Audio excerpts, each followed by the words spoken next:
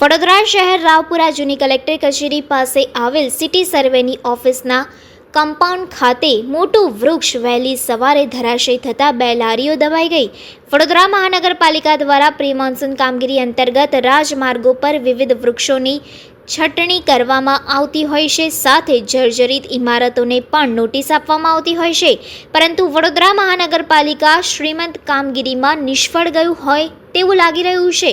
કારણ કે વરસાદ દરમિયાન અનેક વૃક્ષો ધરાશયી થતા હોય છે, પરંતુ છેલ્લા 3 દિવસથી વરસાદે વિરામ લીધા બાદ આજે રાવપુરા જૂની કલેક્ટર કચેરી સામે આવેલ સિટી સર્વેની ઓફિસના કમ્પાઉન્ડ ખાતે મોટું મહાકાય વૃક્ષ ધરાશયી થતાં ત્યાં ઊભી રહેલી લારીઓ દબાઈ ગઈ હતી. ઝાડ પડવાની ઘટનાની જાણ થતાં જ ફાયર વિભાગને જાણ કરવામાં આવતા તેઓ ફાયરની ટીમ સાથે ઘટના સ્થળે દોડી આવ્યા હતા અને ઝાડ હટાવવાની કામગીરી હાથ ધરવામાં આવી હતી.